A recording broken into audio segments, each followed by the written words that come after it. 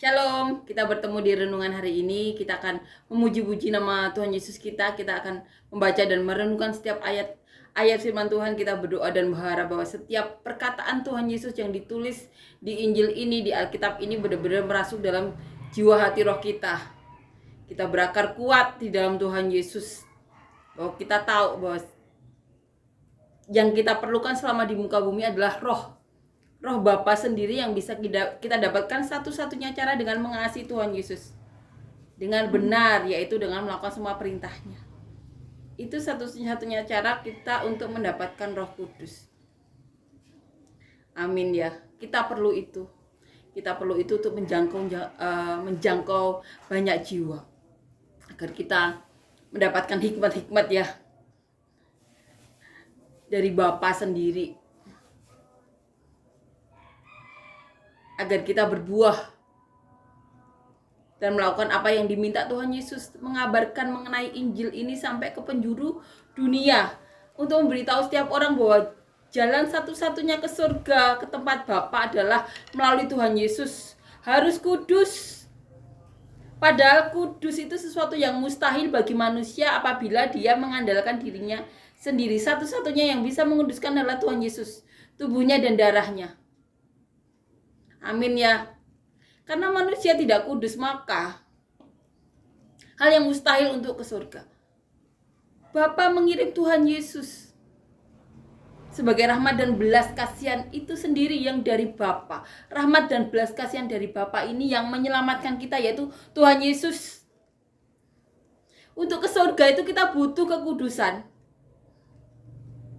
Makanya Tuhan Yesus adalah jembatan kita menuju surga. Asal percaya saja, mengimani saja, melakukan apa yang diperintahkan Tuhan Yesus di tengah-tengah dunia yang saat ini itu perlu iman. Jadi kita ceritakan kepada seluruh dunia. Ke surga itu bukan sesuatu yang mustahil.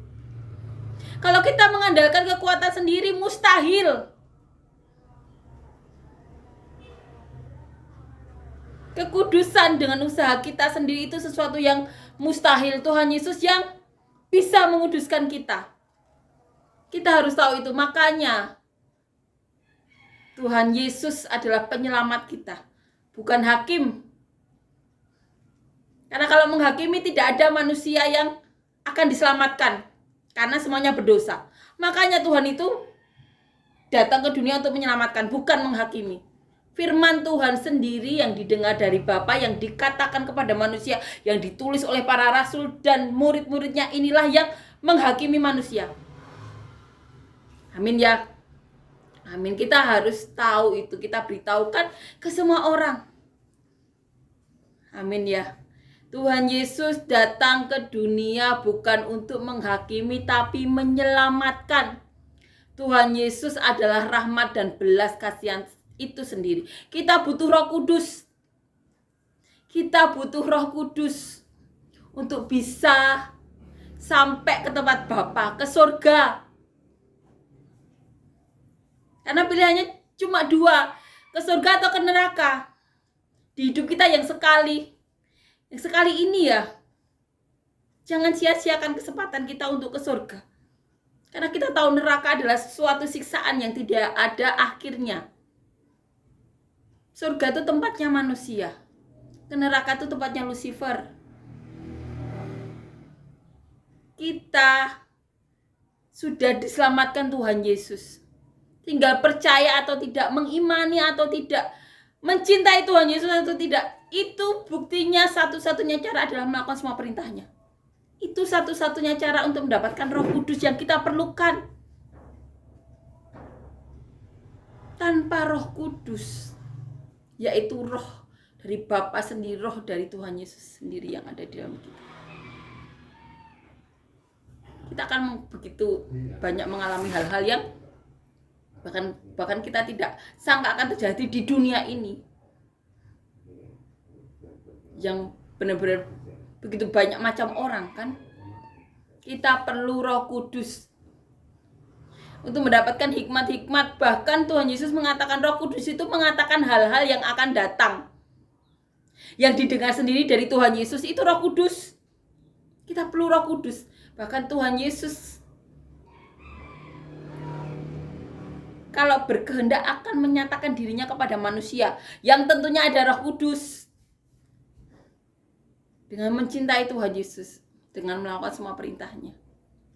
Amin ya, kita perlu Roh Kudus itu. Kita perlu Tuhan Yesus. Roh Kudus adalah Tuhan Yesus sendiri, Bapa sendiri ada dalam kita. Kita perlu itu. Amin ya. Kita saling menguatkan, kita saling membantu di dunia ini yang benar-benar semakin hari semakin jauh ya dari perintah Tuhan Yesus atau Injil itu sendiri. Kita perlu untuk melakukan apapun yang kita bisa. Seperti Tuhan Yesus. Amin ya. Yang melakukan apapun yang menjadi kehendak Bapa selama di dunia. Kehendak Bapa sendiri. Yang menyelamatkan. Amin ya. Amin. Kita saling membantu, saling menguatkan. Menjangkau jiwa-jiwa. Menjangkau siapapun yang perlu kita jangkau. Ingat. Satu jiwa diselamatkan, seluruh surga bersorak-sorai. Amin ya. Kita saling menguatkan, kita saling membantu untuk menyiarkan berita sukacita ini. Rahmat dan belas kasihan dari Bapa, yaitu Tuhan Yesus, benar-benar nyata, benar-benar ada. Bahkan masih berbicara kepada manusia, salah satunya saya. Dan saya berdoa berharap banyak orang lagi yang bisa menerima pernyataan sendiri dari Tuhan Yesus melalui Roh Kudus. Amin ya. Amin. Kita butuh Roh Kudus karena kita tahu kita itu cuma debu di dunia. Bapak sendiri mengatakan, karena aku tahu kamu debu, kamu butuh pertolonganku. Itu kita ingatkan diri kita selalu bahwa kita itu butuh pertolongan dari Bapa. Agar tidak ada kesombongan juga, kan kita tahu kesombongan adalah kenajisan. Amin ya. Kita percaya di dalam Tuhan Yesus. Tidak ada yang mustahil. Tapi kita juga harus tahu. Kita perlu pertolongan Tuhan Yesus setiap saat. Itu yang menguatkan kita. Itu yang memberi kita hikmat-hikmat dan jalan keluar. Kita imani itu ya. Kita saling bantu, kita saling menguatkan. Kita akan nyanyikan lagu yang pertama.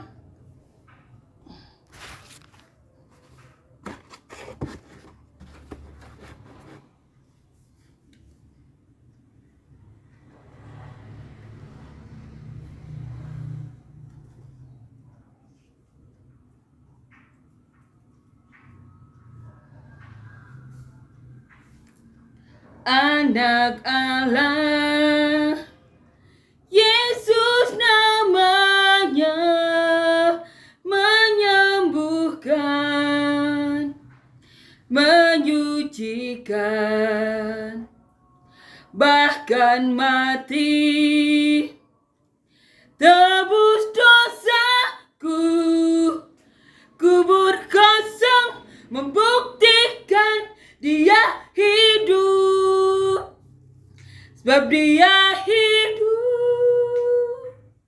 Ada hari esok, sebab Dia hidup.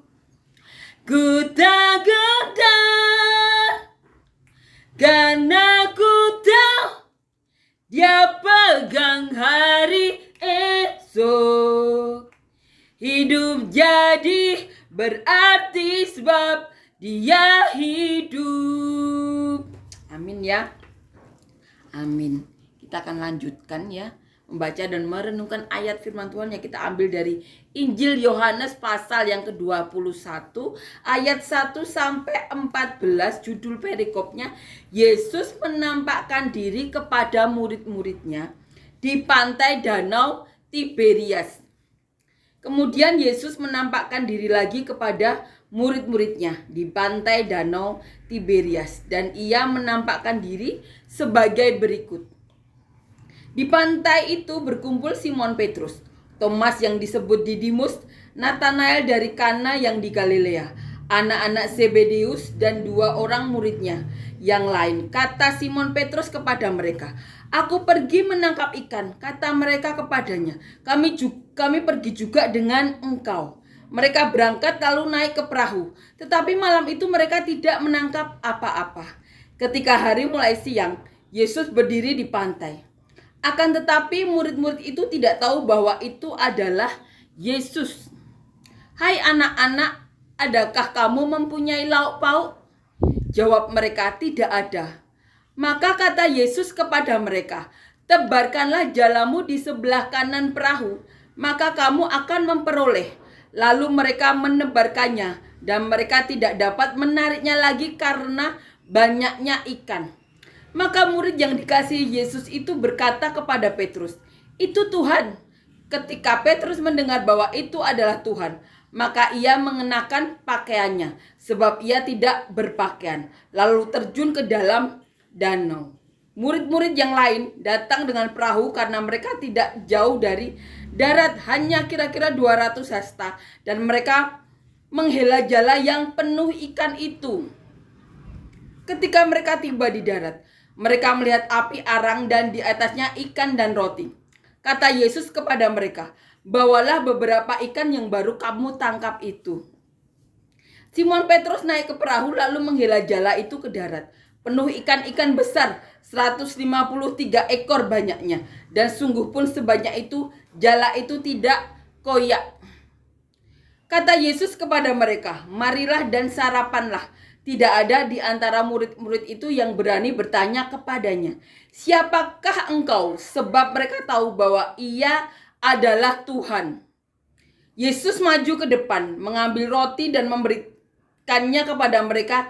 Demikian juga ikan itu. Itulah ketiga kalinya Yesus menampakkan diri kepada murid-muridnya sesudah ia bangkit dari antara orang mati.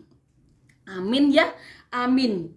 Yesus menampakkan diri kepada murid-muridnya di pantai Danau Tiberias. Kita sering dengar cerita ini ya, di mana Tuhan Yesus setelah bangkit menemui murid-muridnya, memberitahu tempat mana yang harus dilemparkan jalannya, pada semalam-malaman belum dapat apa-apa, padahal mereka ahli di bidang tersebut.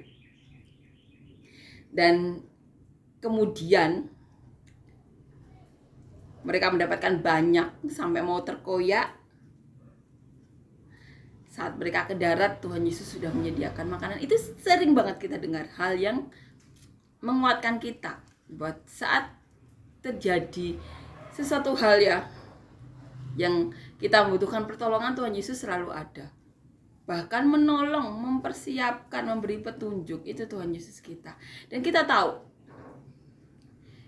Petrus saat mengalami ini bukan yang pertama kali. Kita ingat bahwa Petrus sebelumnya saat belum menjadi murid Tuhan Yesus ya, juga mengalami hal seperti ini, sulit mendapatkan ikan. Tapi ketika kasih tahu Tuhan Yesus, mendapatkan ikan. Karena itu salah satu alasan Petrus mengikuti Tuhan Yesus. Makanya Petrus ingat ini Tuhan Yesus. Kita renungkan ya dari ayat awal.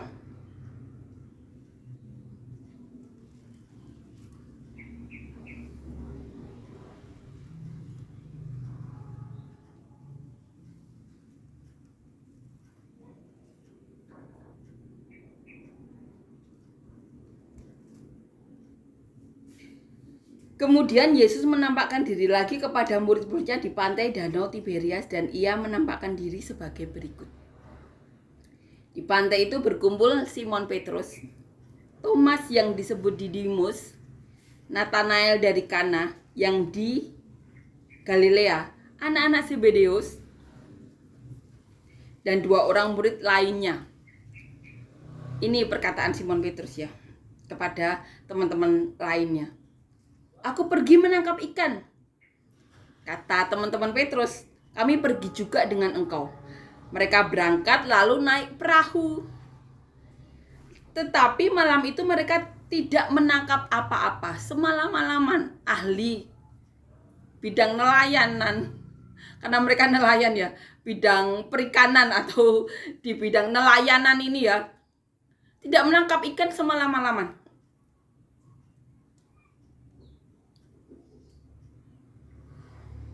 Ketika hari mulai siang, Yesus berdiri di pantai. Akan tetapi murid-murid itu tidak tahu bahwa itu adalah Yesus. Saat hari mulai siang ya, Tuhan Yesus sudah ada di pantai. Kata Yesus kepada mereka, "Hai anak-anak, adakah kamu mempunyai lauk pauk?" Jawab mereka, "Tidak ada."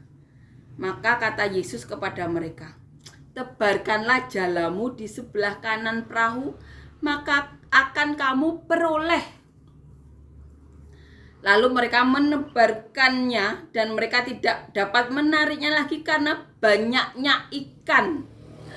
Disuruh Tuhan Yesus melempar ke sebelah kanan perahu, mereka kemudian mendapatkan ikan sampai mereka hampir tidak kuat menariknya, saking banyaknya. Kemudian murid yang dikasih Yesus itu berkata kepada Petrus, Yohanes ya, "Itu Tuhan." Ketika Petrus mendengar bahwa itu adalah Tuhan, maka ia mengenakan pakaiannya, sebab ia tidak berpakaian, lalu terjun ke dalam danau. Murid-murid yang lain datang dengan perahu karena mereka tidak jauh dari darat. Jadi saat tahu, Petrus langsung turun ke laut. Hanya kira-kira 200 hasta saja dan mereka menghela jala yang penuh ikan itu. Ketika mereka tiba di darat, mereka melihat api arang dan di atasnya ikan dan roti. Kata Yesus kepada mereka, "Bawalah beberapa ikan yang baru kamu tangkap." Simon Petrus naik ke perahu itu lalu menghela jala itu ke darat penuh ikan-ikan besar 153 ekor banyaknya, dan sungguh pun sebanyak itu jala itu tidak koyak. Walaupun banyak ya, tapi jala itu tidak koyak. Kemudian kata Tuhan Yesus ya kepada murid-muridnya, "Marilah dan sarapanlah." Mereka mendapatkan ikan yang banyak, 153 ekor. Kemudian dibawa ke darat. Saat itu Tuhan Yesus sudah menyediakan roti dan ikan dan berkata, "Mari sarapanlah."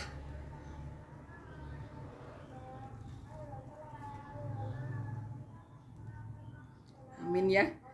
Tidak ada di antara murid-murid itu yang berani bertanya kepadanya, "Siapakah engkau?" Sebab mereka tahu bahwa ia adalah Tuhan. Jadi saat mengalami ini, mereka sudah tahu. Yohanes, Simon Petrus sudah tahu, dan teman-teman lainnya sudah tahu itu Tuhan Yesus. Yesus maju ke depan mengambil roti dan memberikan kepada mereka, demikian juga ikan itu. Itulah ketiga kalinya Yesus menampakkan diri kepada murid-muridnya sesudah ia bangkit dari antara orang mati. Amin ya. Mereka berkali-kali dijumpai Tuhan Yesus. Saat tidak ada Thomas, saat ada Thomas, kemudian saat peristiwa ini. Hal yang luar biasa, Tuhan Yesus ada. Roh Tuhan Yesus ada. Bayangkan 500 orang ditemui Tuhan selama 4 hari. Berarti kan Tuhan Yesus benar-benar berada di banyak tempat. Saat ada berada di ruangan tertutup pun Tuhan Yesus juga masuk ke dalam itu. Murid-murid itu benar-benar dikuatkan. Saat Tuhan Yesus masih hidup, murid-murid juga dikuatkan dengan segala peristiwa mujizat-mujizat yang mereka alami. Bahkan Tuhan Yesus juga bersaksi mengenai apa yang akan terjadi dan dikatakan bahwa ini untuk membuat murid-murid percaya kepada Tuhan Yesus. Jadi saat Tuhan Yesus bersaksi itu untuk menguatkan murid-muridnya. Karena apa? Saat Tuhan Yesus sudah terangkat ke surga, tugas murid-murid itu memberitakan mengenai Tuhan Yesus yang saat itu kita tahu orang-orang Yahudi mengejar-ngejar murid-murid Tuhan Yesus. Salah satunya Saulus ya, atau yang setelah bertobat diberi nama Paulus. Saking benar-benar kuat ya ajaran mereka. Mereka menganggap ajaran Tuhan Yesus itu menyimpang, dikejar-kejar. Tapi ketika Roh Kudus bertindak ya, dipakailah Paulus dengan luar biasa. Amin ya, ini Tuhan Yesus kita. Tuhan Yesus kita yang ada saat kita butuhkan. Yesus yang berkata, "Lebih baik aku di rumah Bapa, karena nanti ada yang menyertai." Ini Tuhan Yesus kuatkan, benar-benar dikuatkan murid-muridnya, mengalami banyak mujizat. Kemudian saat Tuhan Yesus meninggal pun setelah bangkit 40 hari sebelumnya, murid-muridnya benar-benar dikuatkan 500 orang. Dalam jangka 40 hari 500-an orang ditemui. Bayangkan. Tuhan Yesus benar-benar menguatkan murid-muridnya, rasul-rasulnya. Karena tugas saat itu ya di jemaat mula-mula benar-benar berat. Taruhannya nyawa. Simon Petrus disalib terbalik. Stefanus dirajam. Banyak hal yang dialami para murid Tuhan Yesus, para rasul. Makanya dikuatkan saat Tuhan Yesus ada. Tuhan Yesus bersaksi ini yang akan terjadi. Ada orang yang mengkhianati, menjual, itu terjadi. Banyak hal yang Tuhan Yesus bersaksi di depan murid-muridnya. Dan kemudian Tuhan Yesus katakan ya, bahwa Roh Kudus juga akan bersaksi mengenai apapun yang didengar dari Tuhan Yesus. Itu terjadi. Salah satunya kepada saya. Tuhan Yesus datang untuk menyelamatkan kan 2000 tahun yang lalu. Kemudian Roh Kudus berbicara kepada saya. Orang yang bahkan belum pernah pelayanan dipakai Tuhan, bayangkan. Orang yang belum pernah pelayanan, keluarganya pun, keluarga inti, ayah, ibu, saya juga nggak pelayanan. Kakak saya, ada yang pelayanan tapi bukan majelis atau bukan yang full time, itu tidak. WL, tapi cuma beberapa kali kayak gitu. Karena bekerja, kemudian menikah di Cikarang. Jadi bukan pelayan seperti pendeta atau majelis. Saya dari keluarga biasa tapi dipakai Tuhan. Hal-hal yang luar biasa dikatakan Tuhan. Apapun yang dilakukan manusia ya, kita pandang Tuhan. Karena segala sesuatu yang dilakukan manusia kan nanti akan dipertanggungjawabkan, itu pasti. Tapi kita kan tidak boleh menghakimi ya. Karena manusia tahu Tuhan itu datang untuk menyelamatkan. Ya, jadi yang menjadi fokus saya itu apapun yang dikatakan Tuhan Yesus melalui para pendetanya, itu yang terpenting. Karena Tuhan Yesus katakan harus terjadi. Ini kehendaknya, ada tujuannya. Itu juga perlu kita ajarkan kepada anak-anak kita nantinya, cucu-cucu kita nantinya.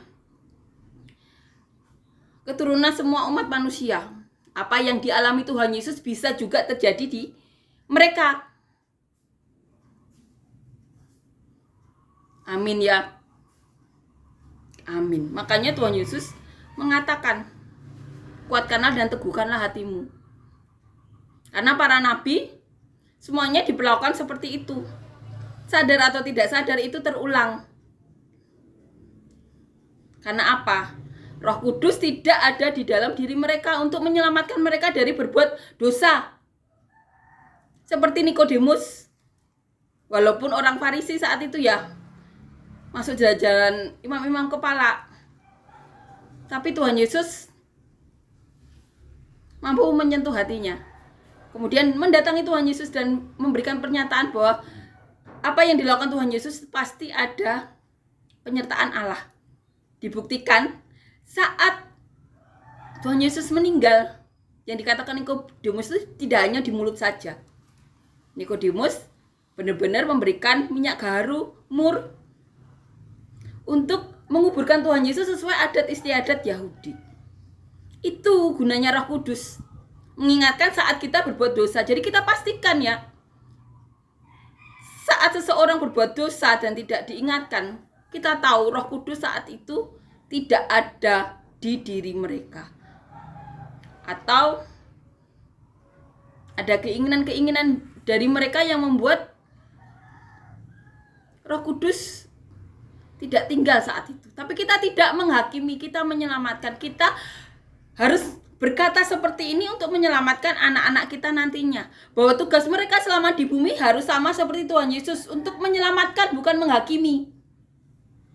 Kalau Tuhan Yesus datang untuk menghakimi, habis manusia. Karena tidak ada yang tidak berdosa. Makanya Tuhan Yesus datang untuk menyelamatkan. Bapa memberikan rahmat dan belas kasihan, yaitu berupa Tuhan Yesus sendiri. Amin ya. Kita harus benar-benar pahami itu dan ajarkan. Makanya dikatakan janganlah menghakimi supaya kita tidak dihakimi. Amin ya. Amin. Kita saling menguatkan ya, kita saling membantu untuk melakukan apa yang menjadi perintah Tuhan Yesus ini. Untuk kita pahami dan lakukan. Amin ya.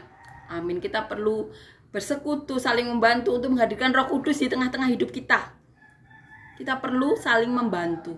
Karena kita tahu manusia itu butuh pertolongan Tuhan. Karena manusia itu cuma debu. Bapak sendiri mengatakan, aku tahu kamu berdebu, makanya kamu butuh pertolonganku. Makanya dikirimkanlah Tuhan Yesus. Kita harus mengingatkan ini. Untuk saling membantu, saling mendukung, saling menyelamatkan. Karena itu tugas Tuhan Yesus. Dan itu berarti tugas manusia juga. Makanya tidak boleh ada penghakiman.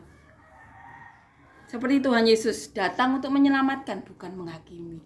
Amin ya, kita saling menguatkan, kita saling membantu ya. Agar kebaikan saja yang terjadi. Seperti yang dilakukan Tuhan Yesus. Amin ya. Amin. Kita akan nyanyikan lagu yang kedua.